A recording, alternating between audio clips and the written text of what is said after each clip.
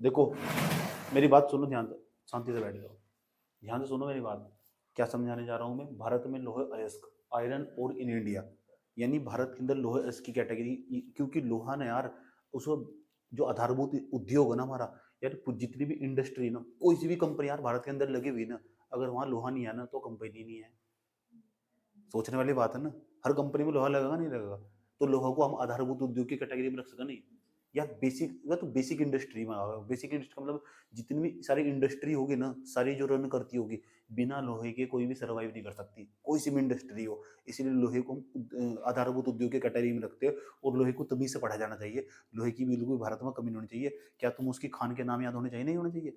समझ आई बात? या और लोहा जहां से हम खोद खोद कर निकाल कर लेकर आ रहे हैं, आजकल ना एक दो चार चीज बड़ी फेमस हो चुकी है, ये भी हम समझेंगे अच्छी तरह। खनिजों के लिए हमने सब, खनिजों के लिए आज तक हमने देश के अंदर जब भी काम करा, खनिजों को लेकर, जब हमारा देश आजाद हुआ था 1947 में, 50 में संविधान लागू होगा हमारे पास। उसके बाद हमने तुरंत, कहीं हमारे पास बहुत बड़ी समस्या थी। खनिज तो बहुत दूर की बात है, खनिज तो हम बाद में निकाल कर ले जाएंगे। सबसे पहली बार अगर हमने प्रयास करा खनिजों के लिए, खनिज के लिए नीति बनाने का प्रयास करा, 1993 में सबसे पहली बार खनिजों के लिए नीति आई। उस नीति का नाम बताने जा रहा हूं मैं तो, भारतीय खनिज नीति। भारतीय खनिज नीति आई सबसे पहली बार 1993 में, फिर वो 2016 में आई, फिर 2019 में फिर हमने एक कंपनी बनाई, काबिल नाम की कंपनी। समझ में आई बात? खनिजों को लेकर हमने जो जो प्रयास करे, मैं बोर्ड पर लिखने जा रहा हूँ। और इतनी इंपॉर्टेंट बात बताऊंगा, तुम्हें ध्यान से समझना बड़े प्यार के साथ। ठीक है? राष्ट्रीय खनिज नीति 1993, राष्ट्रीय खनिज नीति आई 1993। कब आई? 1993 में। देख लो इसमें कहाँ डर लगी, जो मैं पॉइंट बताने जा रहा हूँ तुम, इसका मतलब भारत सरकार के द्वारा क्या क्या प्रयास करे गए इसके लिए, खनिजों के लिए। और जब भी खनिज की बात कर रहा हूँ, नहीं मिनरल की बात कर रहा हूँ, मिनरल की बात कर रहा हूँ, तो मिनरल तीन प्रकार के हूँ, तीन प्रकार की कैटेगरी। तो तीनों प्रकार के मिनरल के लिए भारत में जितने प्रकार के खनिज पाए जा, उनके लिए एक पॉलिसी बनाना। पॉलिसी का मतलब नीति बनाना। जब हम किसी भी चीज को लेकर नीति बनाओ ना, इसका मतलब सरकार उस चीज को लेकर बहुत सीरियस हो चुकी। अब देख लो खनिजों पे एक नीति तैयार कर दी। और जब भी तुम्हें लगा ना मेंस की आंसर राइटिंग कर रहे हो तुम, गवर्नमेंट को तुम्हें लगा कि हाँ तुम्हें सलाह देनी, तो तुम एक पॉइंट बड़े आराम से डाल सको, सरकार को उस पर नीति बनानी चाहिए, कोई पॉलिसी बनानी चाहिए। बात समझ में आई? बात है, क्योंकि नीति बनाना एक होलिस्टिक तरीके तक, एक बहुत बड़ा व्यापक तरीके तक कैनवास खींचना हो। सही? उसके अंदर ना बहुत बड़ी बड़ी बातें करी जा, सारी दूर दूर तक बातें करी जा, पूरी नई पॉलिसी बनाना। जैसे 1991 की हमारी पॉलिसी आई थी, आर्थिक नीति जैसे हम बोलते हैं, तो इसी तरह 1993 में हमने एक नीति लेकर आए, हम वो खनिजों को लेकर नीति आए। उस नीति का नाम राष्ट्रीय खनिज नीति 1993।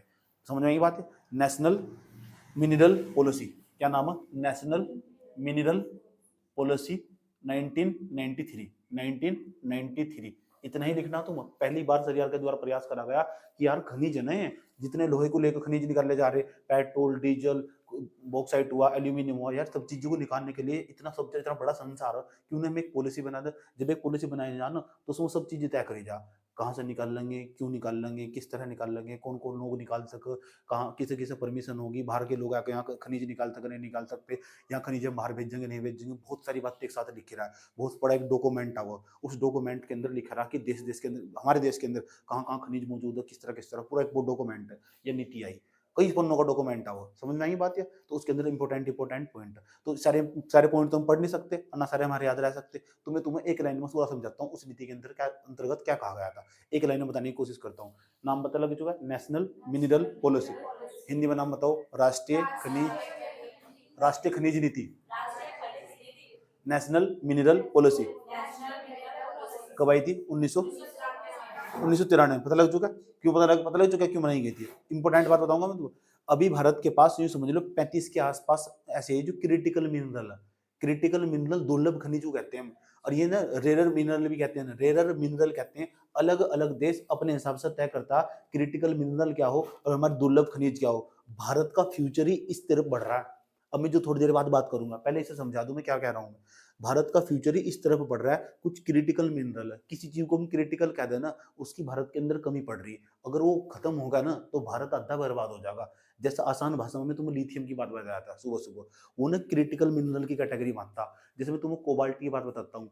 कोबाल्ट हमारे पास है नहीं, ज्यादातर मात्रा में जो कोबाल्ट वो साउथ अफ्रीका के अंदर कंगो घाटी में पाया जा। इसलिए यूपीएससी हर साल कंगो घाटी का सवाल पूछ रहा है। यूपीएससी की नजर वही रहेगी, पता किस चीज पर रहेगी? जो भारत के लिए एक वो समस्या पैदा कर सके, जो समस्या पैदा कर सके, वो पता क्या चाहता, उस चीज के बारे में पूरा पढ़ेगा। अब मैं मेंस प्री में क्वेश्चन दूंगा उसका, मेंस में क्वेश्चन दूंगा तुमको। समझ आई बात है? अगर कोई चीज पेपर में आई ना उसमें, तो उसका महत्व उन्होंने उठ पटांग उठाकर डाल दिया। कनिष्ठ सहायक के पेपर की तरह नहीं है कि कुछ भी ठाकर जाकर पूछ लगा, उस चीज का महत्व हो, समझ वो चीज पक्का चर्चाओं में रही हुई हो। बात समझ में आ रही है क्या कह रहा, आराम आराम से। मैंने कहा ना 5-10 मिनट का खेल नहीं है तो समझना बड़ी प्यार। समझ में आ रहा क्या हो रहा है हो, होच पोच तो नहीं हो रहा जिग जैग, पता लग रहा है क्या, सुनूंगा मैं क्या बता रहा हूँ थोड़ी देर बाद। नेशनल मिनरल पॉलिसी भारत सरकार के द्वारा 1993 से पहले नहीं क्या खुली, इन्होंने अपने अंक नीचे रखी थी इस तरह कर, समझ की बात है। 1993 में जब इन्होंने लिख गया कि यार अब जा हमें तो खनिज को भी ध्यान देना पड़ेगा, बिना खनिज के तो देश चल ही नहीं सकता, तो इन्होंने एक पॉलिसी बनाई। इन्होंने सरकार ने, सरकार किसकी थी उस टाइम पर, पीवी नरसिम्हा राव की सरकार थी। पीवी नरसिम्हा राव देश के प्रधानमंत्री, तो प्रधानमंत्री थे, तहबंद पहन कर रखते थे, ऐसा प्रधानमंत्री थे तहबंद पहन कर रखा था। तो नहीं बात साउथ के थे, नहीं पता क्या, पता ही नहीं था तुम्हें, मुझे भी नहीं पता।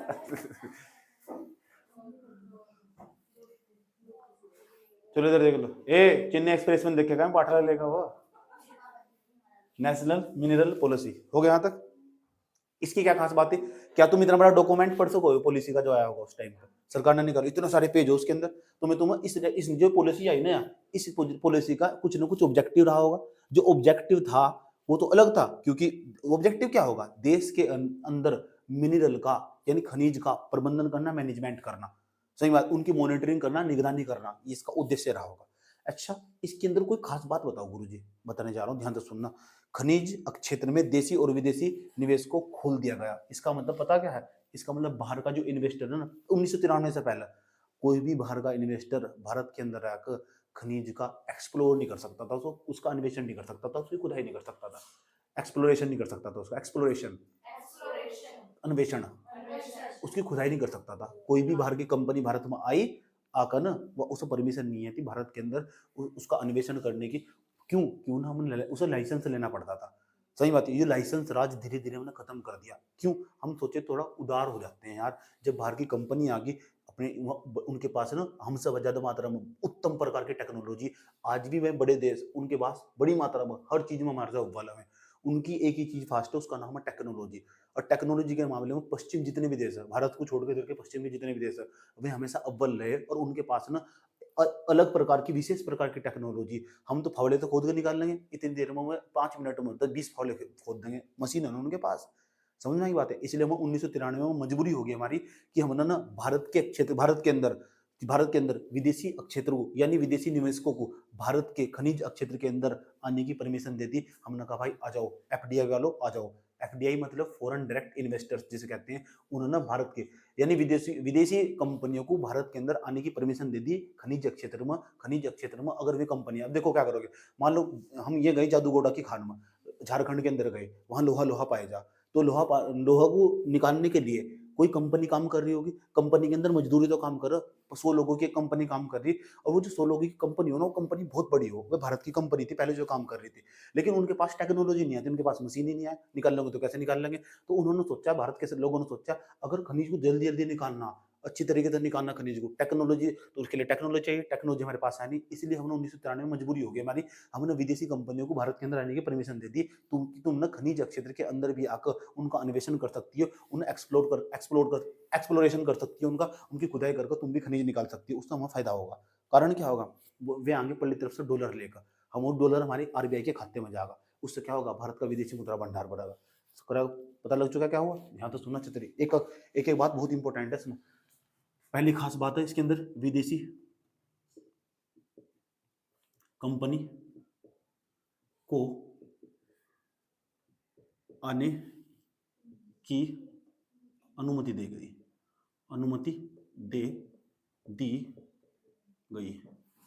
पता लग चुका कौन सी पॉलिसी थी,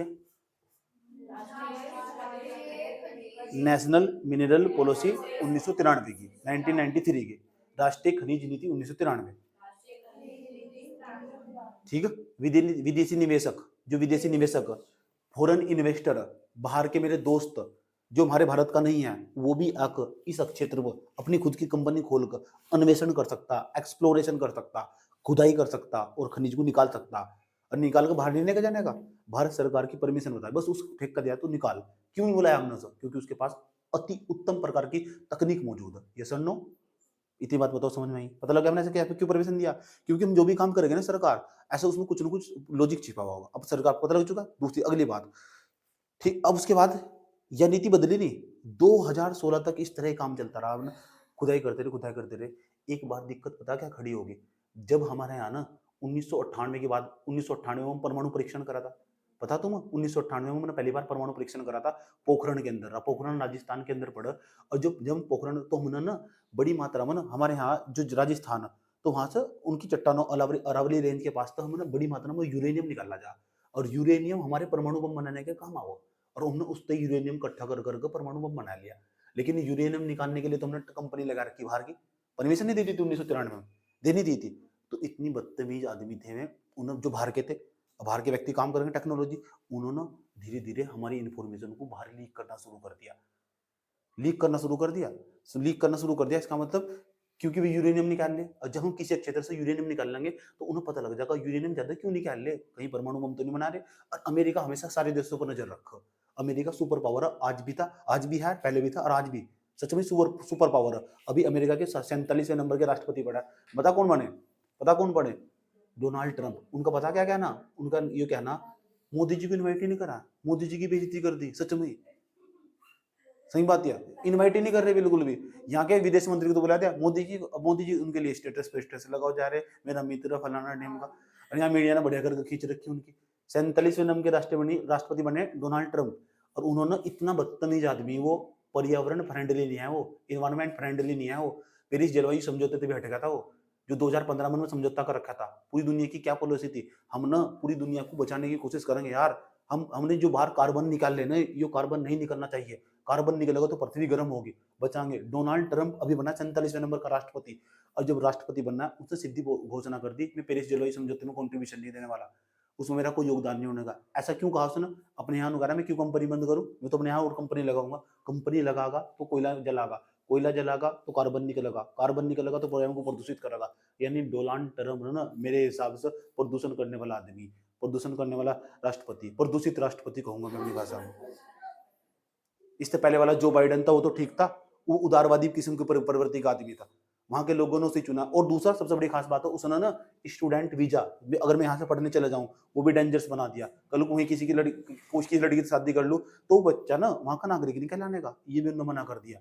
तो वहां के लोगों को बढ़िया लग रहा है, अमेरिका के लोगों को, अमेरिका के लोगों ने उसे जिता दिया। भारत के लोगों के सिर में दर्द कर दिया। सबसे ज्यादा लोग भारत के कहाँ पढ़ रहे हैं?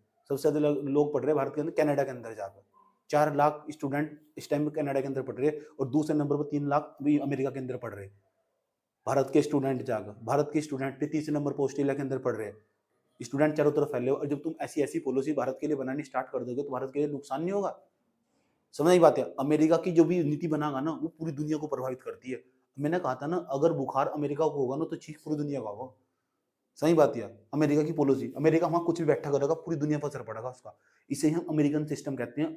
तुम ना सब अमेरिकन सिस्टम में फंसे हुए, या पूरी दुनिया। तुम चाहते हो तो $1 को किसके थ्रू, ₹1 के बराबर बना दो, नहीं बना सकते ना। कारण क्या? American system. हमें पहले ही धसाया गया था, आज भी हम धसे हुए। और सब धसे हुए टोटल, सब अमेरिका के नीचे काम करेंगे। चाइना कितनी कोशिश कर लो, चाहे कभी दम नहीं लगा सकता चाइना अमेरिका के बराबर में पहुंच जा। और चाइना ने पूरी एड्डी चोटी का जोर लगा दिया अमेरिका के बराबर पहुंचने के लिए। एड्डी चोटी का जोर लगा दिया चाइना ने अमेरिका के बराबर पहुंचने के लिए, सुपर पावर बनने के लिए। सही बात है। लेकिन वो चाइना और अमेरिका, इनके बीच में टकराहट चलते रहा। चाइना को आज तक दिया नहीं उन्होंने विकसित देश का दर्जा भी, आज भी विकासशील देश की कैटेगरी में। और चाइना हमारे से 2 साल बाद आजाद हुआ। लेकिन वहां उनके मुद्दे पता क्या है? प्रोडक्शन, उत्पादन, उस पर ध्यान देगा। और तुम्हारे मुद्दे मंदिर बनना चाहिए, मस्जिद नहीं बनी तो आग लगा देंगे। हो गया यहाँ तक? ये तो होगी बात पूरी की पूरी। उसके बाद इतनी बातें इसलिए बताऊं ताकि टॉपिक के प्रति संवेदनशीलता जा, सही बात, सेंसिटिविटी बहुत जरूरी हो। चलो यहाँ तक हो गया, यहाँ तक आगे चले। उसके बाद 1993 से पहले तो हमने ना बड़ी दिक्कत खड़ी हो गई थी हमारे सामने। दिक्कत क्या खड़ी हुई थी? 2016 में आए हम, 2016 में आते हैं ना हमने, ठीक।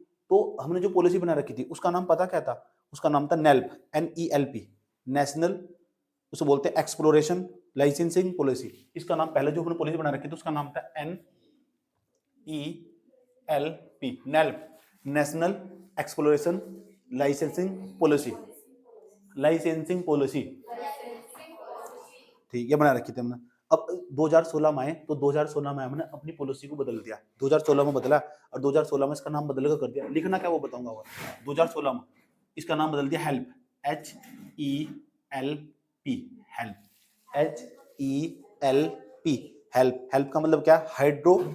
Hydrocarbon exploration licensing policy, hydrocarbon exploration licensing policy, यह बनाई हमने 2016 के अंतर्गत। ये हमने काम करा लाइसेंसिंग पॉलिसी के लिए, ठीक, न्यू पॉलिसी बनाई हमने। नाम क्या बताओ इसका?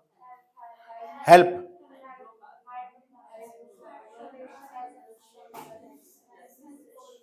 पता लग चुका कब बनाई है? 2016 लिख देता हूँ उसके। चलो यहाँ भी कोई दिक्कत नहीं है, यहाँ तक भी ठीक ठाक चलता रहा प्रोग्राम। इसमें क्या हुआ? इसमें कहा गया हाइड्रोकार्बन का ना यार, जो हाइड्रोकार्बन हो, हाइड्रोकार्बन किस चीज को क्या हम? हाइड्रोजन, ये हमारे पास C4 लिखा हुआ, H10 लिखा हुआ, इसका नाम ब्यूटेन हो, C4H9, C4H9 H10, हाँ इसका C4H10 का नाम ब्यूटेन हो। ब्यूटेन हो तो ब्यूटेन एक प्रकार का पेट्रोल हो, इसमें हाइड्रोजन भी है, कार्बन भी है। जब मैं हाइड्रोकार्बन की बात करूंगा ना तो फोसिल फ्यूल की बात कर रहा हूँ, ईंधनों की बात कर रहा हूँ, खनिज ईंधनों की बात कर रहा हूँ, ऊर्जा खनिज की बात कर रहा हूँ।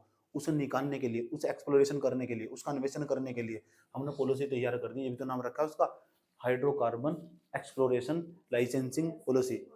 यार तुम क्या चाहिए यार, ये लाइसेंस है ना, लाइसेंसिंग पॉलिसी, बेटा एक काम करोगे ना, कुछ भी कहीं भी खुदाई करने चलोगे लाइसेंस बनवाना पड़ेगा। अगर बिना लाइसेंस के एंट्री मारोगे तो दिक्कत खड़ी हो जाएगी। कुछ क्षेत्र ऐसे थे, उन्होंने बैन लगा दिया। सरकार ने पता क्या कहा? तू हमारी सिक्योरिटी का मामला, हम कहाँ से यूरेनियम निकाल ले, कहाँ से हम पोलोनियम निकाल ले, कहाँ से थोरियम निकाल रहे, इसकी जांच करने की परमिशन आज भी, इसकी जो परमिशन थी वो परमिशन केवल भारतीय कंपनी को होगी, विदेश की कंपनी को नहीं होगी। अगर तुम हमारी इंफॉर्मेशन तुमने बाहर लीक कर दी, अगर सही करा ना, ये कब करा था? 2016। 2016 के बाद अब हम धीरे धीरे आते हैं, कहानी बढ़ाते हैं आगे। मामला आया 2019 में। कहाँ से आया? 2019 में। और 2019 में आकर ना हम ना, जब हम धीरे धीरे मामला गड़बड़ हो रहा था, इतना गड़बड़ हो रहा था, 2019 तक आते आते पता क्या हुआ था? मोदी जी चुनाव जीत चुके थे। जब 2019 में चुनाव जीत चुके थे मोदी जी, अब क्या होगा? अभी दिक्कत खड़ी होगी। मोदी जी ने पहले क्या दिया था यार, हमने इलेक्ट्रिकल व्हीकल को बढ़ावा देंगे, और इलेक्ट्रिकल व्हीकल को बढ़ावा देंगे। इस कारण पता क्या होगा? जो हमारे पास ये जितने भी हाइड्रोकार्बन का यूज करके तुम, हाइड्रोकार्बन एलिमेंट को यूज करके तुम कार्बन निकाल रहे, कार्बन का एमिशन कर रहे, कार्बन का उत्सर्जन कर रहे, उससे क्या होगा? कार्बन का उत्सर्जन होगा तो पृथ्वी गर्म होगी। पृथ्वी जब गर्म होगी तो हमें समस्या खड़ी हो जाएगी। यार क्या करना होगा? इलेक्ट्रिकल व्हीकल को बढ़ावा देगा। तो चलो भाई, सबने electrical bike, electric scooty, electric bus, electric बसें चल रही दिल्ली में सारी, खरीदनी स्टार्ट कर दी। अब दिक्कत क्या खड़ी होगी? इलेक्ट्रिक चीजों के अंदर इलेक्ट्रिक फोन, सारे के सारे फोन ये जो हो गए, अब दिक्कत सामने खड़ी होगी। अब करो तो करो क्या? अब ये नहीं पता लग रहा कि बैटरी तो आएगी हमारे पास, बैटरी हम अपने देश में बना भी रहे, बैटरी के अंदर जो एलिमेंट डाल ले जा, जो तत्व डाल ले जा, जो खनिज डाल ले जा, वो भारत के पास ही नहीं है। अब सबसे बड़ी समस्या यहाँ खड़ी हो गया है। जो खनिज, फिर आगे बात खनिज पे आकर रुक गई। बनाई ना इलेक्ट्रिकल बच्चे, आज तो 10 साल 20 साल बाद, 20 साल बाद सब तुम्हें घोड़ा बुग्गी पे दिखाई देंगे, जोट्टा बुग्गी पे, घोड़ा बुग्गी पे खत्म हो जाएंगे सारे खनिज। कहाँ से निकाल लो? कितना खुदाई करके निकाल लेंगे? नहीं बस, नहीं बैटरी, फिर खनिज चाहिए। लिथियम है ही नहीं। लिथियम पता किसके पास है? लिथियम है चिली के पास। ABC, इसे याद रखे जाम। अगर तुम देखोगे पूरा पूरा, ए उसके बाद B, और हमारे पास C, तो ट्रायंगल है पूरा का पूरा। है नाम पता क्या इसका? अर्जेंटीना, चिली, बोलिविया, इन देशों के पास है। इन देशों के पास बड़ी मात्रा में लिथियम मौजूद है। लिथियम कहाँ यूज हो रहा है? बैटरी में, इलेक्ट्रिकल व्हीकल में यूज हो रहा है, इलेक्ट्रॉनिक उपकरणों में यूज हो रहा है। जो बड़ी मात्रा में लिथियम है वो तो भारत के पास है ही नहीं। उसका असमान वितरण है, अनइवन डिस्ट्रीब्यूशन है उसका। किसका? लिथियम का। लिथियम जब, और ऐसा ऐसा लिथियम, तो लिथियम की बात बता रहा हूं मैं। अरे लिथियम को छोड़ दो तुम, ऐसे ऐसे बहुत सारे खनिज, बहुत सारे खनिज जो भारत को आवश्यकता, तो बताओ लिथियम की आवश्यकता भारत को है नहीं है? आप यस करोगे नो करोगे? यस करोगे नो करोगे? ऐसा लिथियम या और भी तत्व हो सके। बेरिलियम, मदरबोर्ड, जितने कीबोर्ड का बोर्ड बनने हैं पूरे, उसके अंदर बेरिलियम यूज होगा यार। बेरिलियम यूज होगा। कंप्यूटर में बड़ी मात्रा में चिप बनाने में यूज हो रहे हैं। कहां से बनाओगे बताओ? कहां से लाओगे तुम? तुम्हारे पास तो है ही नहीं, इन देशों के पास। और तुम्हें जानकर हैरानी होगी, इनके यहाँ ना रास्ते पहले ही बंद हो चुके। विकसित देश, चाइना जैसे देश, इस क्षेत्र पे पहले कब्जा करके बैठे, उन्होंने यहाँ इस क्षेत्र का पहले ठेका ले लिया। इसे कुछ आसान भाषा में इस तरह समझो, मान लो तुम किसी कोचिंग सेंटर में जा रहे हो, सही बात है कि मुझे यहाँ एडमिशन लेना, अब पता लगा वहाँ सीटी नहीं हो। विकसित देश पहले कब्जा करके बैठे। समझ रहे भारत की समस्या क्या है? ठीक, एक तो यहाँ होगा, किसकी बात चल रही थी यहाँ? लिथियम की। लिथियम होगा, बेरिलियम होगा, कोबाल्ट होगा। कोबाल्ट की भी बहुत हमें जरूरत पड़ रहा है। कोबाल्ट कहाँ? कैंसर में यूज हो रहा है। कैंसर के अंदर जो मान लो इस एरिया में कैंसर होगा, उस कैंसर की जो कोशिकाएं उसे नष्ट करने के लिए कोबाल्ट का बड़ी मात्रा में यूज हो, और कोबाल्ट हमारे पास है ही नहीं। चिकित्सा उपकरणों में यूज हो रहा है, कोबाल्ट हमारे पास है ही नहीं। कोबाल्ट तो वहाँ कांगो घाटी में मौजूद है। कांगो घाटी कहाँ पड़ा? अफ्रीका के अंदर पड़ा। और यूपीएससी 3-4 बार 5-6 बार सवाल पूछ रहे प्रीलिम्स के अंदर, कांगो घाटी के अंदर। कांगो घाटी अफ्रीका के अंदर पड़ा, और कांगो घाटी के अंदर चाइना पहले कब्जा करके बैठा हुआ। वो कह रहा है इतना एरिया मेरा, पहले खरीद लिया उसने। भारत वाले की आंख बाद में खुला, जो पानी ऊपर से चला जा। समझ गए ना मैं क्या कह रहा हूँ? अब इन्होंने सोचा ही नहीं, सोच रहे। अच्छा, जो जिसके पास खनिज मंत्रालय होगा, खनिज मंत्री तो जो खनिज मंत्रालय होगा जिसके पास 2019 में, उसके सामने बड़ी दिक्कत खड़ी होगी। तो ठल्ली थोड़े बैठेंगे, अलग अलग मंत्रालय देश में अपना अलग काम करो। तो खनिज मंत्री सोच रहे करो तो करो क्या। तो उन्होंने पता क्या करा फिर, ताकि दुनिया में जाकर जगह जगह खनिज देख सके। तो इन्होंने ये करा कि यार एक काम करते हैं, एक ऐसी कंपनी बनाते हैं जो खनिजों का अन्वेषण करेगी। भारत में तो करेगी कि भारत में देखेंगे कहीं खोद नहीं जाए। यार इतना बड़ा पेनिनसुला पड़ा है भारत, देखो इतना बड़ा पेनिनसुला पड़ा है पूरा का पूरा, प्रायद्वीप भारत का पठार पड़ा है, इसमें कहीं तो खनिज होंगे। बनाओ फिर ऐसी कंपनी। बनाई इन्होंने। एक नालको नाम की कंपनी थी, एक तो नालको नाम की कंपनी थी, एक ऐसी हिंदुस्तान कॉपर लिमिटेड थी। 2-3 कंपनी के साथ मर्ज करा, एक कंपनी बनाई काबिल नाम की कंपनी। वो काबिल नाम की कंपनी केवल भारत में काम नहीं करने की, वो काबिल नाम की कंपनी केवल भारत में नहीं काम नहीं करने। काबिल नाम ये हो रहा मेरे पास, काबिल KABIL, खनिज इंडिया विदेश लिमिटेड। खनिज इंडिया विदेश लिमिटेड, या विदेश लिमिटेड। कितनी कंपनी को मिलाकर बनाई है? 3 कंपनियों ने आपस में टाइप करा, समझौता करा कि चलो कोई बात नहीं। और तीनों की तीनों PSU सुनिए, PSU पब्लिक सेक्टर अंडरटेकिंग। बेटे भी तो बहुत कुछ सीखोगे। सार्वजनिक क्षेत्र के उपक्रम नहीं समझ में आएगा। भारत सरकार की कंपनियां जिक्र बेचे लोग नहीं बेचे लिया, इसी तरह ही बिल्कुल समझना की बात है। ऐसी कंपनियां, ये जो इन कंपनियों ने मिलकर एक कंपनी बनाई, उसका नाम है काबिल खनिज इंडिया विदेश लिमिटेड। ये क्या करेगी? इसके अधिकारी इसके पास ये 3 कंपनियां इसमें पैसा इन्वेस्ट करेगी, और जब पैसा इन्वेस्ट करके यह कंपनी क्या करेगी, देश विदेश में जाएगी और वहां ना दूसरी कंपनी से समझौता करेगी। समझौता करके तुम हमारे साथ मिलकर काम करेंगे, मेरे पास पैसा है, टेक्नोलॉजी भी है, और दोनों मिलकर काम करेंगे, और तुम्हारे यहाँ तो ना वो आराम तो खुदाई करके निकलना। अच्छा आ जाओ, ऑस्ट्रेलिया हमारा दोस्त है ही, ठीक है। तो हमारे साथ ऑस्ट्रेलिया के संबंध ठीक ठाक अच्छे, कल्चर लेवल पर भी हमारे, सांस्कृतिक तौर पर भी संबंध अच्छे हमारे, और वैसे भी संबंध अच्छे। सबसे पहले गई खनिज इंडिया विदेश लिमिटेड, पता किसके पास? ऑस्ट्रेलिया के पास। और समझौता करके चले आए। ऑस्ट्रेलिया के पास बहुत बड़ा रिजर्व एक तो हो भंडार, और निकालते गए बहुत ज्यादा तेल निकालना। आसान भाषा कुछ ऐसे समझो, इनके घर में भी समरसेबिल है, उनके घर में भी समरसेबिल है। काजल अपने घर में जब समरसेबिल है, इसे कपड़े धोने हो तो यह समरसेबिल के अंदर से जब पानी निकाल लगी तो ये 50 लीटर निकाल लो पानी, तो इसका प्रोडक्शन इसके यहाँ ज्यादा हो रहा है। जब वन्नी का अपने यहाँ से निकाल लगी ना, समरसेबिल चला कर पानी निकाल लगी, तो 2 ही लीटर पानी निकाल लो। सही बात है। तो उसके अंदर लेकिन इनके यहाँ पानी ज्यादा बचा हुआ पल्ली तरह। सही बात है, इसको पानी निकालना नहीं आता। सही बात है। इन्हें अपने घर का सारा पानी नाश कर दिया पूरा का पूरा, उन्होंने बचा कर रखा। उसके रिजर्व ज्यादा, इसी तरह ऑस्ट्रेलिया के पास रिजर्व ज्यादा, बड़ी मात्रा में रिजर्व मौजूद है। हम गए उसके पास, एक काम करते हैं यार तेरे साथ समझौता कर लेते हैं। खनिज इंडिया विदेश लिमिटेड वाले उसके पास पहुंचे, ऑस्ट्रेलिया के पास, हमने उसके साथ ट्राइप कर लिया, समझौता कर लिया। आज भी हमने उसके साथ समझौता कर रखा है, और हम यही काम करते फिर रहे, खनिज इंडिया विदेश लिमिटेड बनाकर जगह जगह जाते हैं हम पूरा का पूरा, और समझौता करके चले आते हैं। समझौता ही करके वो बस साइन करके।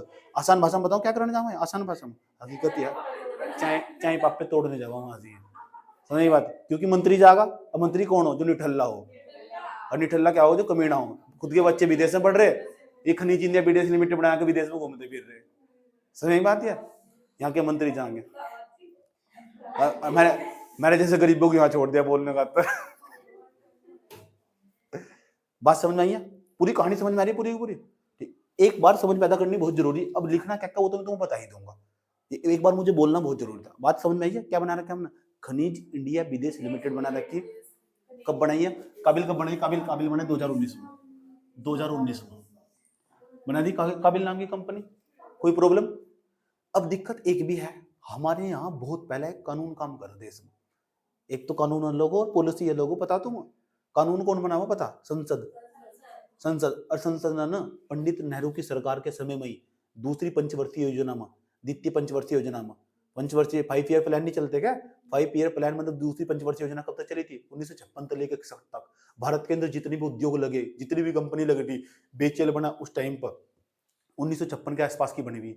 औद्योगिकरण की शुरुआत सबसे पहली बार करी गई थी, टिक लगाने को आया पेपर में, तो दूसरी पंचवर्षीय योजना में 1956 में करी गई थी।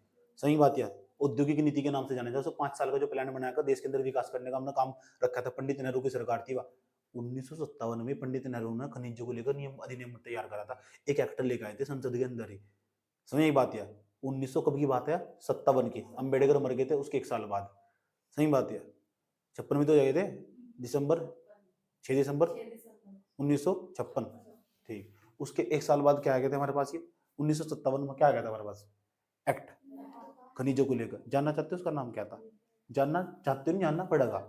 क्यों पड़ेगा? हमने ना उस एक्ट के अंदर जो पहला 1957 में कानून बना था, सुन लो, 1957 में जो कानून बना था वो कानून में अवैध संशोधन कर दिया। उस कानून में जो 1957 में कानून बना था उस कानून में आगे संशोधन कर दिया। पहले तो कानून जान लो उस कानून का नाम क्या है। सही बात है, क्योंकि कानून के अनुसार ही सब चीजें हो। जो पॉलिसी बनाई ना, कानून को ध्यान में रखते बनाई। उस कानून के अंदर जो लिखा हुआ उसे ध्यान में रखते हुए पॉलिसी बनाई। उस तो बाहर नहीं जा सकता। सबसे बड़ी चीज अगर इस देश के अंदर कोई है ना, वो कानून। उससे बड़ा कोई नहीं है। लेकिन हमारे यहाँ पता क्या कहा, हमारे यहाँ पिक्चर भी ऐसी बनाई जाए, अंधा कानून। हमारे यहाँ पिक्चर भी ऐसी बनाई जाए, अंधा कानून। क्योंकि हमारे यहाँ जो कानून है ना, नियम, वे गरीब आदमी के लिए, अमीर आदमी के लिए कुछ नहीं है। जरा एक बात बताओ, तुमने कोई अपराध कर दिया, तुम कल को जेल में मिलोगे। सही बात है। अमीर जैसे व्यक्ति ने कोई अपराध कर दिया, वो कल को जेल से बाहर मिलेगा। समझ गए? तो यहाँ कानून होता किसके लिए? किसके लिए? कि गरीब आदमी के लिए, अमीर आदमी के लिए? अमीर आदमी के लिए। सही बात है। अगर मैंने किसी का मर्डर कर दिया तो मैं बाहर मिलूंगा, और तुमने कर दिया तुम अंदर मिलोगे। क्यों मिलोगे बताओ? क्योंकि मैं उदाहरण देना चाह रहा हूँ, क्योंकि गरीब आदमी के लिए कानून है यहाँ से, अमीर आदमी के लिए कोई कानून नहीं है यहाँ से। सही बात है। वे सब बाहर घूम रहे अपराध कर कर। समझ में आई बात है? पूरी कहानी समझ में आ रही क्या हो रहा है? अब तो लिख लगी खनिज के बारे में, थोड़ा थोड़ा आइडिया हो रहा है। अब मैं तुझे बताता हूँ कि सारे पॉइंट किस तरह मर्ज करने हैं पूरा।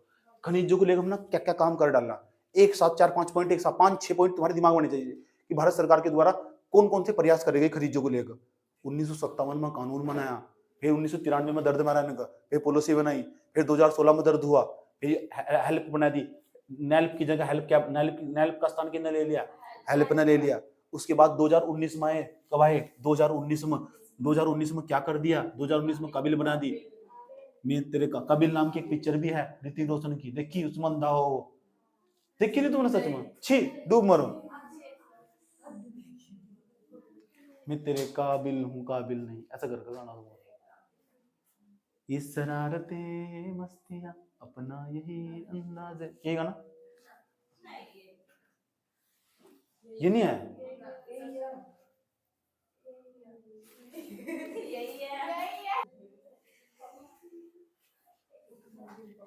चलो बात ना करो।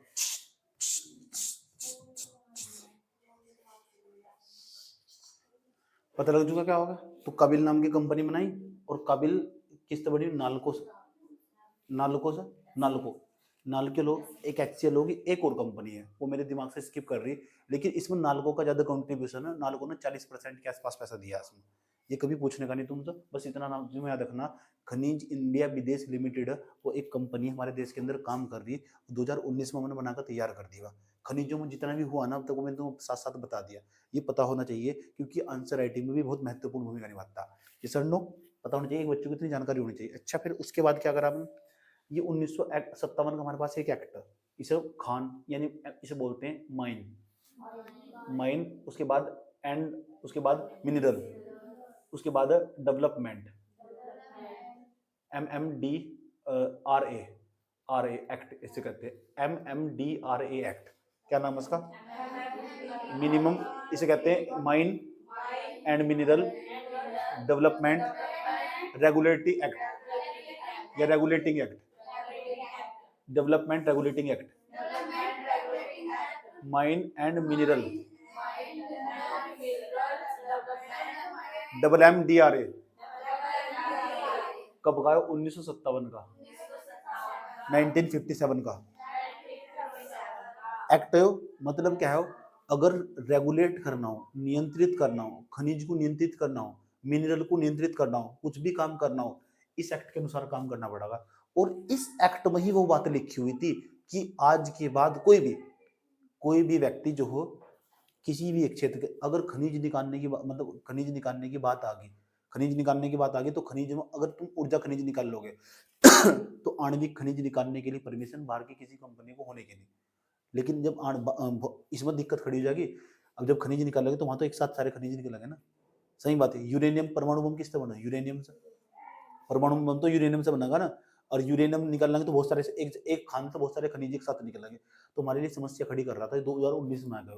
तो 2019 में आकर ना हमने उदार बनने की कोशिश करी और वो ना बाहर की कंपनियों को इस क्षेत्र में भी आने की परमिशन देने की कोशिश करी 2019 के बाद। सही बात है। इस एक्ट में बदलाव हो चुका। बाहर की कंपनियां इस क्षेत्र में भी आकर ऊर्जा खनिज, इसके अंदर जो हमारे ये निकालते हैं ना, आणविक खनिज निकालते हैं। आणविक खनिज को क्या कहते हैं? न्यूक्लियर मिनरल जिसे कहते हैं। उसमें भी परमिशन दे दी कि तुम इस क्षेत्र में भी आकर अपनी कंपनी लगाकर और निकाल सकते हैं। बस थोड़े थोड़े प्रतिबंध हमने लगाए। अब हम उदारवादी प्रवृत्ति के हो गए। हमने लाइसेंस राज को खत्म करने की कोशिश करी। इससे अब नुकसान भी होगा ना, क्योंकि हमारे पास इतनी बेहतर टेक्नोलॉजी नहीं है कि हम अंदर तक खुदाई करके बड़ी मात्रा में थ्योरियम निकाल सकें। थ्योरियम क्यों कह रहा हूँ मैं? यूरेनियम क्यों कह रहा हूँ? अरे जो तुम्हारे फोन हाथ में मोबाइल फोन है ना, मैंने तुम्हें पहले ही बताया था, तुम्हारे फोन की बैटरी कब चलती? कितने दिन चलेगा? 3 दिन, 4 दिन, 5 दिन। एक बार में उसके अंदर ऐसी बैटरी लगा दी ना यूरेनियम वाले, अगर वो काम कर दिया, सही में रेडियो एक्टिव एलिमेंट से बनी हुई, तो 7 साल चलेगी फोन की बैटरी। 7 साल, 8 साल, हो सकता है 60 साल चल जाए। एक बार फोन चार्ज कर दिया फिर जरूरत नहीं है। अब उसके अंदर ऐसी बैटरी हमने यूज करके लगा दी थी। समझ गए क्या? इतने साल तो मैं जिंदा भी नहीं। तो क्या जिंदा रहेगी?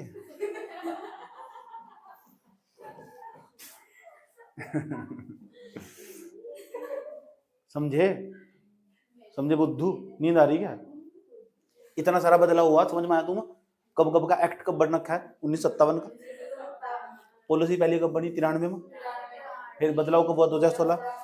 पहले नेल्प की जगह क्या होगी? हेल्प। 2019 में कौन सी बनी? काबिल। काबिल काबिल क्या गई? समझौता कर रहे ऑस्ट्रेलिया के साथ। ऑस्ट्रेलिया के साथ समझौता कर लिया, पता लग चुका। अब इसमें ये सब चीजें तुम ना धीरे धीरे करंट से अपडेट करते रहने। एक ईयर बुक भी है हमारे पास, वो मिनरल की ईयर बुक है वो पूरी की पूरी, और उसमें डेटा दिया जाए। 2024 में नई ईयर बुक आई हुआ, और उसके अंदर सारा डेटा दे रखा है। कौन कौन प्रोडक्शन पहले नंबर पर, उत्पादन, एक तो उत्पादन, ध्यान से सुन लेना, एक तो प्रोडक्शन, सच में निकालना, चीजों को निकालना, एक को भंडारण, स्टोरेज किसके पास ज्यादा, स्टोरेज किसके पास ज्यादा, कौन इसमें प्रथम हो, कौन पहले नंबर पर। तो मैं तुम्हें 2024 वाला डाटा दे रहा हूँ। तुम एक बुक आवा, उसका नाम है इंडियन ब्यूरो ऑफ साइंस, प्रकाश, इसका इंडियन ब्यूरो ऑफ साइंस ये प्रकाशन है। बुक का नाम है Indian mineral book year book, Indian mineral year book. इसके अंदर सारे आंकड़े हुआ, कौन कौन सा देश प्रथम है। इंडियन मिनरल ईयर बुक, क्या नाम है? इस बुक के अंदर ना सारे आंकड़े मौजूद हो। 2024 में बुक आ चुकी, इसका डेटा मैं तुमको जब कल की क्लास में डिस्कस कर रहा हूँ। अभी मैं इसका ही बहुत सारे डेटा यूज कर रहा हूँ पढ़ाते वक्त भी, कि यह चीज प्रथम है, वहां से यह चीज प्रथम है, चिली के अंदर ये पाया जा, इसके अंदर ये पाया जा। समझ में आया बात? या इसके ही आंकड़े में तुम्हें दूंगा, और इसके आंकड़े पेपर में पूछे जाते हैं, सीधे सीधे डायरेक्ट पूछे जाते हैं। यस और नो? जो 2024 में आई है। बुक का नाम क्या बताया मैंने तुम्हें? Indian mineral year book, Bharat सरकार निकालती है। भारत सरकार की कौन सी संस्था? Indian bureau of science. एक संस्था किसकी? भारत सरकार की, एक बुक प्रकाशित करती है। उस बुक के अंदर ने जो मैं तुम्हें बातें बोल के बताई, ये सारे आंकड़े उस बुक के अंदर लिखे जा। फिर यहाँ तक टीचर पढ़ पढ़ के बताओ तुम्हें, फिर उनसे किताब छापा हूँ अपनी। ये चीज प्रथम है इसमें, यहाँ बड़ी मात्रा में बॉक्साइट यहाँ पाया जा रहा है, बड़ी मात्रा में आयरन यहाँ पाया जा रहा है। इस सारे आंकड़े वहीं हुआ। सही बात है? कौन प्रॉब्लम छो? धीरे धीरे आ रहे, अपना थोड़ा थोड़ा माइंड बोरोड हो रहा है। लेकिन तुम ज्यादा होच पोच नहीं करना, नहीं, इतनी 2-3 पॉलिसी याद रखनी और वो एक एक्ट याद रखना, लिखने में इतना ही बहुत है। बाकी सब फिल्म्स के फैक्ट वो धीरे धीरे उस टेस्ट तक कवर हो जाओ। समझ में आई बात? वो टेस्ट तक कवर हो जा। बाकी अपने दिमाग को ना दही नहीं बनाना बिल्कुल भी। अभी मैं तुम्हें बताता हूँ सारा से समराइज कैसे करेंगे, जितना मैंने तुम बताया लिखेंगे कैसे, समराइज कैसे करेंगे। ये है क्या, इसे लिखने का मुझे कहाँ मौका मिलेगा? ध्यान से सुन लो, पेपर में आगा भारत सरकार के द्वारा खनिज के अंदर, मिनरल के अंदर क्या क्या प्रयास करे गए, क्या क्या एफर्ट करे गए, ये सारे भारत सरकार के प्रयास है।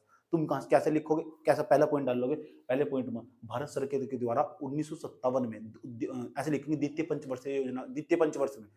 पंचवर्षीय योजना के दौरान पंडित नेहरू की सरकार के द्वारा, ऐसे कर कभी पंडित नेहरू की सरकार के द्वारा 1957 में खान एवं खनिज विनिमय एवं एवं विकास अधिनियम 1957 पारित किया गया था, पहला काम होगा। उसके बाद धीरे धीरे ऐसे स्टार्ट करेंगे। दूसरे नंबर पॉइंट लिखेंगे, भारत सरकार के द्वारा क्या क्या प्रयास करेंगे। भारत सरकार के द्वारा खनिजों का अच्छे तरीके से प्रबंधन करने के लिए एक नीति लाई गई, राष्ट्रीय खनिज नीति 1993 में लाई गई। 2 प्रयास हो गए, सरकार के द्वारा प्रयास हो गए। तीसरे नंबर पर क्या करेंगे हम ना, 2016 में हमने नेल्प की जगह तीर का चिन्ह लगा के लिख दिया हेल्प को बनाया, और हेल्प का पूरा नाम लिख देंगे, हाइड्रोकार्बन एक्सप्लोरेशन लाइसेंसिंग पॉलिसी 2016, ऐसा नाम लिखेंगे। इतनी बातें तुम बता दोगे, तुम्हारी कॉपी सबसे अच्छी दिखाई देगी, उसे पता लग जाएगा ये तुम्हारी कॉपी ना सबसे बेस्ट है, और तुम पूरी जानकारी खनिज के बारे में, ये तो चाहिए यूपीएससी में भी काम आ जाएगा, पीसीएस में भी पूरा भर भर का काम आएगा। उसके बाद अगर और एक चौथा पॉइंट लिखेंगे, सरकार के द्वारा ये एफर्ट करा गया 2019 के अंदर ना काबिल नाम की कंपनी बनाई गई। सही बात है, ठीक। और उसके बाद है ना, और लास्ट में जाकर क्या लिख सको तुम, इसके अंदर संशोधन कर दिया गया, जो मैंने तुमको बताया। इसका मुझे सन नहीं याद आ रहा है, ये तो 21 होगा 22 होगा, 22 के बाद, क्योंकि 21 में तो कोरोना चल रहा था, इसमें संशोधन कर दिया गया। वो तुम्हें एक्ट खुद देखना होगा, शायद 2024 में भी करा, शायद एक्ट में पढ़ाया मैंने, तुम इसके अंदर देखना कौन से सन में बदलाव करा इस एक्ट में, कौन से सन में। या तुम इस पॉइंट को छोड़ भी सकते हो, कोई इग्नोर करने की जरूरत है। पता लग गया कौन कौन से पॉइंट लिखने। पहला पॉइंट यहाँ से निकल का जो करा था सरकार ने, दूसरा पॉइंट इसके बारे में लिखेंगे, तीसरा पॉइंट इसके बारे में लिखेंगे, चौथा पॉइंट इसके बारे में लिखेंगे। कितने पॉइंट हो गए? 4। सही बात है। तो भारत सरकार अब जा और क्या कर रही, प्रयास कर रही। समझ ये बात है? कोई प्रॉब्लम यहाँ तक? अब तक सरकार के द्वारा ये प्रयास करे गए। अगर तुम्हें लग रहा है ना कोई भी ऐसा प्रयास सरकार के, हेडिंग बना के लिखना, भारत सरकार द्वारा किए गए प्रयास। सही बात, क्योंकि समझा तो मैंने तुम्हें सारा दिया, क्या सरकार के द्वारा ये प्रयास करे गए। और दूसरा एक पॉइंट और लिख सको, सरकार ने ऑस्ट्रेलिया के साथ समझौता करा। सही बात है, जो मंत्रालय ना भारत सरकार की मिनिस्ट्री है, खनिज मिनिस्ट्री है, उसने ऑस्ट्रेलिया के साथ समझौता कर लिया। एक पॉइंट डाल सको लिखते वक्त, याद रहेगी बात। है बड़े प्यार के साथ, कॉपी तुम्हारी बेस्ट। वो जो एग्जामिनर कॉपी चेक करते देख जाएगा पूरी जानकारी पक्का। ये क्लास में 2 घंटे का 1.5 घंटे का लेक्चर सुन के आया टीचर का, पता लग गया क्या है। कितने पॉइंट? 4 पॉइंट हो गए हमारे पास लिखते वक्त। और क्या करना, और अब कहानी को आगे बढ़ाते हैं, और अब अपनी कहानी को हम आगे लेके चलते हैं। पता क्या करा हमने इसमें, और क्या करा हमने, ध्यान से सुनो। और क्या करा, एक अगला पॉइंट और बता रहा हूँ। हमने ना इसके अंदर इसी इंडस्ट्री के अंदर PLI स्कीम लागू कर दी, प्रोडक्शन लिंक इंसेंटिव। जैसे हमने 2020 में ले गए थे इस स्कीम को। इस टाइम 14 क्षेत्र में काम कर रही है, पहले 15 क्षेत्र में काम कर रही थी, अब हमने इस स्कीम को बंद कर दी। स्कीम एक प्रकार की है, इंसेंटिव, प्रोडक्शन लिंक इंसेंटिव। इसका मतलब है यार तुम कौन हो, हम तो कंपनी है। कौन सी कंपनी हो? खनिज की खुदाई करते हैं, खनिज खोदने का काम करते हैं। अच्छा एक काम करो, चलो इस जमीन के अंदर तो खनिज खोद कर दिखाओ। खनिज खोद कर दिखाए तुम ना, हम तुम्हें इंसेंटिव देंगे, हम तुमको और पैसा देंगे, प्रोत्साहन देंगे तुम्हें ना। Production link incentive, production link incentive, उत्पाद प्रोत्साहन योजना, उत्पाद प्रोत्साहन योजना। कब ले गए थे? 2020 में। अभी कितने क्षेत्र में यह स्कीम काम कर रही? 14 क्षेत्र में। पहले 15 क्षेत्र में यह स्कीम काम कर रही थी, 14 क्षेत्र में से एक क्षेत्र जो भी है खनिज क्षेत्र। खनिज क्षेत्र में हमने PLI स्कीम लागू कर रखी। क्यों लागू कर रखी? पता लग चुका है, ताकि लोगों को, जो कंपनी, उसे प्रोत्साहन दिया जा सके, उसे प्रोत्साहित करा जा सके, और निकालो खनिज, और निकालो खनिज, लेकर आओ अपनी टेक्नोलॉजी बाहर से, लेकर और निकालो हमारे ऐसे खनिज, और करो हमारे देश का डेवलपमेंट, और करो हमारे देश का विकास, बढ़ाओ भारत का GDP। बात समझ में आई है? ऐसा करके 5 पॉइंट हो गए। आराम से उत्तर खाली नहीं जाने का, आराम से बड़े प्यार के सुन लेना, ध्यान लगा क्या बता रहा हूँ मैं तुमको, क्योंकि यहाँ सारा राग इसका ही है। पता लग चुका है मैंने क्या क्या कर रखा है, और भी समझ लो बड़े प्यार से क्या कर रहे हो। अच्छा चलो कितने पॉइंट हो गए? 5। पहला पॉइंट कहां से लिखेंगे? वहां से। क्या लिखेंगे? भारत सरकार के द्वारा, सर्वप्रथम भारत सरकार के द्वारा 1957 में खान एवं खनिज विनिमय एवं विकास अधिनियम लागू किया गया था। याद होगा। दूसरे नंबर पर क्या लिखेंगे? दूसरे नंबर पर लिखेंगे भारत सरकार के द्वारा वर्ष 1993 में राष्ट्रीय खनिज नीति लाई गई, जिसके द्वारा खनिजों का सुव्यवस्थित सुनियोजित तरीके से प्रबंधन किया गया। सुव्यवस्थित तरीके से प्रबंधित किया गया, मैनेजमेंट करा गया। बात समझ आई? बात अच्छे तरीके से। अच्छा तीसरे नंबर के बाद तो हमने क्या करने की कोशिश करी? हेल्प लेकर आए हमने। भारत सरकार के द्वारा वर्ष 2016 के अंतर्गत नेल्प, नेशनल एक्सप्लोरेशन लाइसेंसिंग पॉलिसी का स्थान किसने ले लिया? हेल्प ने ले लिया। हेल्प का नाम क्या है? Hydrocarbon exploration licensing policy. इतना भी देखकर समझ जाएगा वो, इतना सा भी लिख दोगे तुम, वो देखते तुरंत समझ जाएगा। वही तो चाहे, इसको पता होना चाहिए, वही तो चाह रहा है वो। उसके बाद 2019 में चले हम, भारत सरकार के द्वारा वर्ष 2019 में 3 बड़ी कंपनियों को मिलाकर, भारत सरकार के 3 पीएसयू को मिलाकर एक बड़ी कंपनी बनाई जिसे काबिल के नाम से जानते हैं। काबिल क्या करती है? काबिल अलग अलग देशों के अंतर्गत भारत तथा भारत के बाहर अलग अलग देशों में जाकर खनिजों का अन्वेषण पर कार्य करती है, खनिजों के अन्वेषण पर कार्य करती है। समझ गए? स्वाहा हो गया यहाँ तक। उसके बाद भारत सरकार ने खनिज क्षेत्र के अंतर्गत पीएलआई स्कीम को लागू किया है, पीएलआई स्कीम को लागू किया है। पीएलआई मतलब उसका नाम लिख देंगे ब्रैकेट में, प्रोडक्शन लिंक इंसेंटिव, हिंदी में लिखेंगे उत्पाद प्रोत्साहन योजना। वो देखकर समझ जाएगा पूरी जानकारी। बात समझ में आई है? उत्तर तैयार हो जाएगा तुम्हारा। ये मुझे लिख के दिखा दोगे कल तक। किसके प्रयास हैं? सरकार के। अब ये तो सरकार के प्रयास है। अगर तुम लिखने जाओगे तो पीसीएस वाला पूछेगा बताओ सरकार के एफर्ट क्या है, सरकार की ये एफर्ट है। अगर तुम जाओ यूपीएससी के अंदर तो पूछेगा अब बताओ तुम्हारा क्या सुझाव होगा। ये तो सरकार ने करा काम, ये तो सरकार ने करा नहीं करा, समझ बात है? तो तुमसे पूछेगा तुम बताओ क्या तुम्हारा क्या सुझाव होगा, समझ बात है? ठीक, जानना चाहते हो तुम्हारा क्या सुझाव होगा? ये क्रिटिकल मिनरल सरकार के लिए समस्या पैदा कर देंगे यार। समस्या देख लेने क्या है। पहला काम ध्यान तो सुन लेना अच्छे तरीके से। पहला काम ये हो, हमने ये काबिल नाम की कंपनी तुमने बनाकर खड़ी कर दी। अच्छा पहले न होता समस्या क्या आ रही सरकार को, हो जा बार बार समस्या क्या आ रही पहले समझ लो। काबिल नाम की कंपनी तुमने बनाकर खड़ी कर दी। ये काबिल नाम की कंपनी जहां समझौता करने जा रही है वहां तो पहले समझौते हुए पड़े। एक तो तुमने कंपनी बनाई है, आंख तो इनकी खुला, जब पानी यहाँ जा, पानी यहाँ जाना जब वो यहाँ का जगह निकलने की, समझ बात है?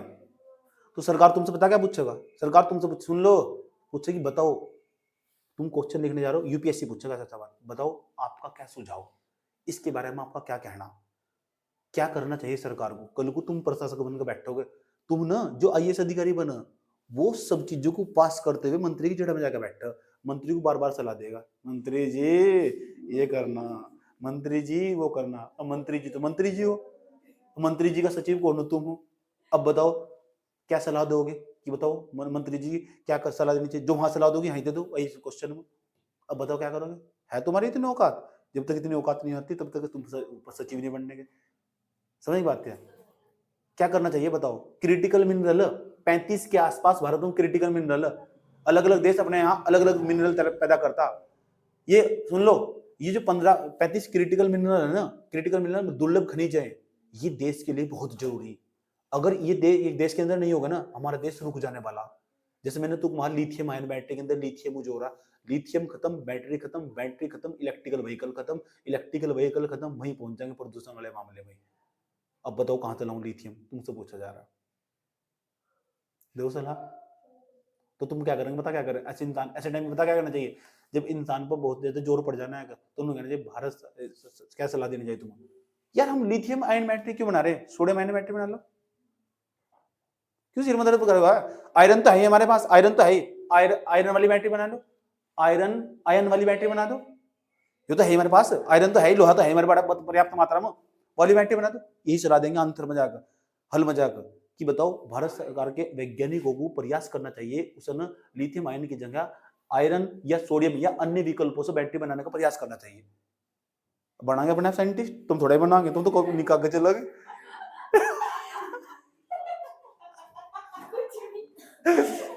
समझ गए क्या? पता लग गया ना क्या करना। सलाह होगी, बढ़िया सलाह होगी, क्यों नहीं? और बताओ क्या सलाह हो सके? मैं तुमसे मांगना चाहता हूं तुम 5 सुझाव दे दो। अगर तुमने 5 सुझाव दे दिए ना, इन क्रिटिकल मिनरल से कैसे बचा जा सके, इनकी समस्या का समाधान कैसे करा जा सके, तो तुम सच में एक प्रशासक बनने लायक हो। नहीं तो तुम हो नहीं। सारी समस्या बता दी मैंने तुम्हें। एक तो मैंने तुम बताया थोड़ा सा दिमाग खोलने खातर, चार और बताने तुम्हें, 4 पॉइंट। कितने पॉइंट बताने तुम्हें? कि इन दुर्लभ खनिजों से कैसे बचा जा सके, क्या करना चाहिए भारत सरकार को। फंस गए तुम। अब जा बताओ, तुम्हारे घर में जो फोन चल रहे बंद करोगे ना, जो इलेक्ट्रिकल बस चल रही है ना बंद करोगे। इनके अंदर बैटरी है, उसके अंदर बैटरी के अंदर लिथियम चाहिए और भी बहुत सारे दुर्लभ खनिज चाहिए। कहां से लाऊं दुर्लभ खनिज बताओ? कहां से लाऊं दुर्लभ खनिज? बस जो मैंने करा वो सब बता दिया मैंने तुम्हें। इंडियन पेनिनसुला है तेरे पास टेक्नोलॉजी? एक उत्तर दे दिया, तकनीक को बढ़ावा देंगे। तकनीक को बढ़ावा दे तो रहे, ऐसा कहेंगे कि बाहर की जो कंपनियां ना, उनके लिए ना हम उनके प्रति उदार हो जाएंगे। और उन्होंने ना बाहर की कंपनी को आने की परमिशन देंगे, आओ भारत में खुदाई करो। नहीं है हमारे पास तो फावड़ा है, खोद खोद निकाल रहा हूँ। तो तुम लेकर आओ ना अपने यहाँ की मशीन उठा के जाकर। 1 पॉइंट 2 पॉइंट हो, चलो बताओ। एफडीआई वो होता गया, यही तो एफडीआई है, और क्या है? और बताओ यार, एक बात बताओ ना यार, एक बात बताओ। ठीक यार, एक बात बताओ, सुनो यार, क्यों इलेक्ट्रिकल व्हीकल की सिर में दर्द कर रहे हैं? इलेक्ट्रिकल सौर ऊर्जा थोड़ा बड़ा विकल्प है, जाओ ना सौर ऊर्जा लेके जाओ। क्या हाइड्रोजन का उपयोग करो ना, हाइड्रोजन तो बहुत बड़ा ईंधन है, नवीकरणीय ऊर्जा को बढ़ावा देना चाहिए। और बताओ क्या करो? क्रिटिकल, और बताओ ना क्या करो? एक बात बताओ, तुम कह रहे सोलर ऊर्जा को बढ़ावा देंगे, सोलर ऊर्जा में क्या चाहिए? सोलर प्लेट में क्या लगा हुआ? सिलिकॉन। और सिलिकॉन क्या एक प्रकार का खनिज है तेरे पास? सिलिकॉन बनने जो यार, सारी चिप, जितनी भी चिप बननी है ना, सारी सिलिकॉन की बननी। मतलब अपनी बात का खंडन कर रहे। 5 पॉइंट चाहिए मुझे कल की क्लास में ले रहा हूँ तो मुझे 5 पॉइंट जब तक ढूंढ कर नहीं लेने का, 5 लेने तुम कि क्या सुझाव हो, क्या करना चाहिए, सारी समस्या बता दी तुम, तब तक मैं आगे नहीं पढ़ाने का। 5 सुझाव तुम बताओगे, 5 सुझाव देने तुम।